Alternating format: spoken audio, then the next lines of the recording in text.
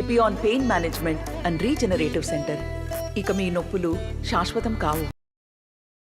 రుణమాఫీ విషయంలో మాటల యుద్ధం కొనసాగుతుంది. ఆగస్టు 15లోగా రుణమాఫీ చేసి తీరుతానని రేవంత్ రెడ్డి చెప్తుంటే, మరోవైపు రుణమాఫీ చేస్తే రాజీనామాకు సిద్ధమని కూడా హరీష్ రావు సవాల్ విసరడం జరిగింది. సార్, ఎలా చూడొచ్చు? వారు ఆగస్టు 15 వరకు రుణమాఫీ చేస్తామని యాదాద్రి గుట్టపైన కొండపైన ఆనా అని కూడా చెప్తున్నారు. ఎలా చూడొచ్చు అండి? కాంగ్రెస్ ప్రభుత్వం మోసాల మీద మోసాలు చేస్తుంది. ప్రజల్ని ఇంకా నమ్మించవచ్చు అనే ఒక ప్రయత్నం చేసింది. 4 సార్లు వాయిదాలు పెట్టింది.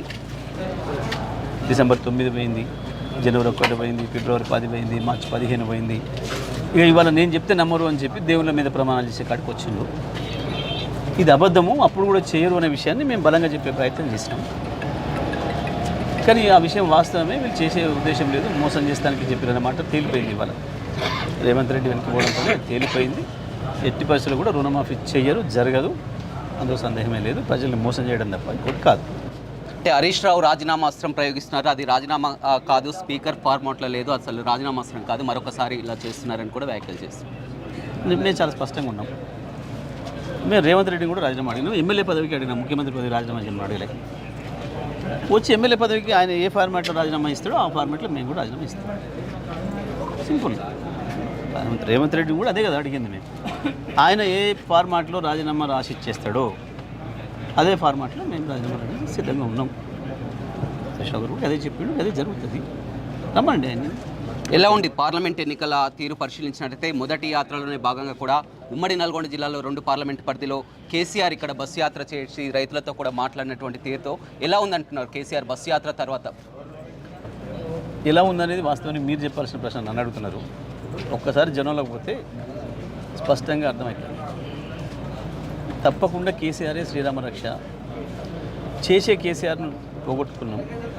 ఇప్పుడు కొట్లాట కొరకైనా మళ్ళీ కేసీఆర్ని నిలబెట్టుకోవాలి, మా తరఫున యుద్ధం చేయడానికి కేసీఆర్ని నిలబెట్టుకోవాలనే విషయంలో ప్రజలకు స్పష్టత వచ్చింది. ఎక్కడికి వెళ్ళినా మీరు ఒక్కసారి కొనుగోలు కేంద్రాల దగ్గరికి వెళ్ళండి, యువత దగ్గరికి వెళ్ళండి, మహిళల దగ్గరికి వెళ్ళండి, కళాశాల విద్యార్థుల దగ్గరికి వెళ్ళండి. ఏ రకమైన మోసాలు జరుగుతున్నాయో, ఎట్లా మోసం చేసారో అన్ని వర్గాల్ని అర్థమైపోయింది ప్రజలకు. ఇక అర్థమైపోయినప్పుడు వాళ్ళకున్న ప్రత్యామ్నాయం ప్రతిపక్షాన్ని బలోపేతం చేసుకోవడమే. పైగా కేసీఆర్ లాంటి నాయకుడు ఉన్న తర్వాత కేసీఆర్ గారిని కాదని వాళ్ళు ఎక్కువైపోయే పరిస్థితి లేదు. కేసీఆరే మనకు శ్రీరామ రక్ష, బీఆర్ఎస్ పార్టీనే మనకు అండ అని చెప్పి ప్రజలందరూ భావిస్తున్నారు. ఉమ్మడి నల్గొండ జిల్లాలో 2 సీట్లలో కూడా తప్పకుండా బీఆర్ఎస్ని గెలిపిస్తారు. బీఆర్ఎస్ 8 ఎంపీ స్థానాలు సాధిస్తుందని చెప్తున్నారు. నిజంగా 8 ఎంపీ స్థానాలు సాధిస్తే రాజీనామాకు సిద్ధమని కూడా కాంగ్రెస్ మంత్రులు అంటున్నారు. ఏమంటారు? బీఆర్ఎస్ 8 స్థానాలు కైవసం చేసుకుంటున్నారు. నిజంగా 8 స్థానాలు కాదు, కొన్ని స్థానాలు వచ్చిన అందులో రాజీనామాకు సిద్ధమని కూడా మంత్రులు మాట్లాడుతున్నారు. ఏ మంత్రుడు మాట మీద నిలబెట్టాడు? మాట్లాడిండా? ఒక్కడన్నా మాట మీద నిలబెట్టాడు? ఎవరు? ఈ జిల్లా మంత్రులా? ఈ జిల్లా మంత్రి అంటాడు మన జీవితంలో ఒక్కరోజు ఒక మాట, ఇప్పుడు మాట్లాడిన మాట మళ్ళోసారి కానీ మాట మీద నిలబడే సందర్భం. రేవంత్ రెడ్డి పిసిసి అధ్యక్షుడు ఉంటే నేను గాంధీ భవన్ మెట్లే ఎక్కను అని కదా ఆయన మాట్లాడింది. ఒకసారి మీ దాంట్లో తీసుకొచ్చారు. మీరు ఇది నాది ఎప్పుడైతే మీరు రిలీజ్ చేస్తారో బయట, అప్పుడు ఆయన కూడా చూపించారు ఒకసారి దయచేసి. గడపనే ఎక్కను మెట్లనే ఎక్కను నోడియాల 6ంటికి పోయి కూర్చొని నేను అంటేనేం బాగలేదు. ముఖ్యం నాకు సమాచారం వచ్చింది అక్కడి నుంచి, చాలా అటెండర్ల నుంచి, సీఎం అటెండర్ల నుంచి. సార్ మాకంటే ముందు వచ్చి కూర్చుంటుండు, ఏం చేయాలి సరైనా అని చెప్పి. ఇవాళ 10 ఏళ్ళు ముఖ్యమంత్రి, మొదటి రోజు మళ్ళీ 20 ఏళ్ళకి పెంచిండు.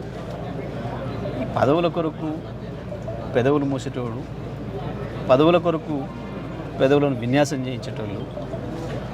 దీన్ని బలంగా చెప్పడం కొరకే నేను పదవుల కొరకు బూట్లు దుడుస్తున్నాడు అని చెప్పాను తప్ప నాకు బూట్ మాట్లాడాలని నాకేం లేదు. రైట్. అటువంటి ఆయన మాట మీద నిలబడతాడు. ఇప్పుడు నీ సాక్షిగా నువ్వు చెప్పు, నీ అంతరాంత నీకు కూడా ఇచ్చే ఇంటర్వ్యూలో ఎన్ని అబద్ధాలు చెప్పుకుంటాడు ఇప్పటికీ. నువ్వు సాక్షులు ఉన్న నుంచి ఈ రోజు వరకు కూడా 1,00,000 అబద్ధాలు విని ఉంటావు కదా. ఎప్పుడన్నా ఒకసారి మాట మీద నిలబడే సందర్భాన్ని చూసినావా? రైట్. ఇవాళ బీఆర్ఎస్ ఆవిర్భావ దినోత్సవం జరుపుకుంటున్నారు. 2001లో పార్టీ స్థాపించినప్పటి నుంచి కూడా మీరు వెన్నంటి ఉన్నారు. దాదాపు 23 సంవత్సరాలు గడుస్తుంది. 10 ఏళ్ళు కూడా అధికారంలో ఉండి కూడా పార్టీని ఒక ముందుకు తీసుకొచ్చారు.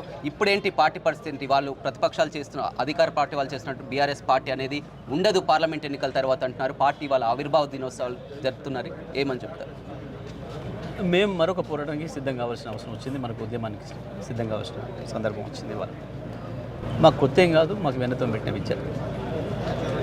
తెలంగాణ రాష్ట్రం సాధించడానికి ఎటువంటి ఉద్యమాలు చేసినాము, ప్రాణత్యాగానికి సిద్ధపడ్డ పార్టీ. కేసీఆర్ ప్రాణత్యాగానికి సిద్ధపడ్డాడు, పార్టీ ప్రాణత్యాగానికి సిద్ధపడ్డది. ఒక దశలో విలీనం చేస్తామని చెప్పి ప్రకటించాడు కేసీఆర్. ప్రజల కోరిక మేరకు మళ్ళా వచ్చిన అధికారం ఇచ్చిండ్రు, బ్రహ్మాండంగా అభివృద్ధి చేసుకొచ్చారు. కాంగ్రెస్ ఏదైతే మాట ఇచ్చి మోసం చేసి ప్రజల్ని ప్రతి మనిషిని ఈ రాష్ట్రంలో ఉన్న చరిత్రలో ఎప్పుడు విద్యార్థులను కూడా మోసం చేసిన సందర్భం లేదు.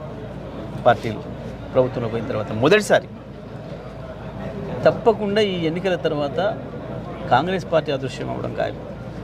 ఎందుకంటే వాళ్ళకి 2 రూపాల్లో ఉంది. ఒకటి, ప్రజలు కేసీఆర్ వైపు పోతున్నారు, కదులుతున్నారు. 2, రేవంత్ ప్రభుత్వానికి ప్రమాదం ఉంది. రేవంత్ తప్పకుండా మోడీ జట్టుతో చేరుతాడు అనేది వాస్తవం. కాబట్టి కాంగ్రెస్ పార్టీ కనుమరుగే అవకాశం ఉంది ఈ రాష్ట్రంలో తప్ప బీఆర్ఎస్ పార్టీ ప్రజల పార్టీ, తెలంగాణ ప్రజల పార్టీ, తెలంగాణ గుండె చప్పుడు బీఆర్ఎస్ శాశ్వతంగా నిలబడుతుంది. కానీ జిల్లా రాజకీయాలను ఎలా చూస్తారు? ఇప్పుడు పార్లమెంట్ ఎన్నికల వేళ కూడా చాలా వరకు పార్టీలు మారుతున్నటువంటి పరిస్థితి కనిపిస్తుంది. మున్సిపల్ చైర్మన్ కానీ మొన్న ఎన్నికల ముందు అందరు మాతోనే ఉన్నారు కదా, ఇప్పుడు వీళ్ళు అడిగిపోతే మాకు ఎంత లాభం అవుతుంది? ఫలితం ఇటు వస్తుంది. వీళ్ళందరూ మాతో ఉన్నాడు, ఫలితం అడ్డుపోయింది. ఇప్పుడు వీళ్ళందరూ అడ్డుపోయినప్పుడు ఫలితం మా వైపు వస్తుంది. నేను స్పష్టంగానే చెప్పిన, నేను గేట్లు తీస్తున్నా ఆయన అన్ననాడు చెప్పిన. నువ్వు గేట్లు తీసి మా వాళ్ళు 4 తీసుకున్నావు, నీ గేట్లు బద్దలు కొట్టుకొని ప్రజలు లక్షలాదిగా కోట్లాదిగా మా వైపు వస్తున్నారు, కేసీఆర్ వైపు వస్తున్నారు. నువ్వు గేట్లు తీయకున్నా ఏం లేదు, పగలు కొట్టుకొని వస్తారు ప్రజలు. నువ్వు గేట్లు తీసి వీళ్ళని స్వాగతించాల్సి వచ్చింది, కానీ మా కొరకు ప్రజలు కేసీఆర్ కొరకు గేట్లు బద్దలు కొట్టుకొని వస్తున్నారు.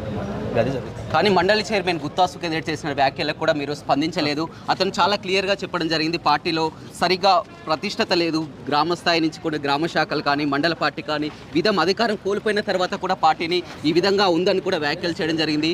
త్వరలోనే గుత్తా అమిత్ రెడ్డి కూడా కాంగ్రెస్ పార్టీలో చేరే అవకాశం ఉంది. మీరేమంటారు? నేను పార్టీలో ఉన్న వాళ్ళ గురించి మాట్లాడతా. ఆయన ఏమో స్పష్టంగా నేను ఏ పార్టీలో లేను అని ఆయన చెప్పి. గుత్తా అమిత్ రెడ్డి మీ పార్టీలో ఉన్నట్టే కదా?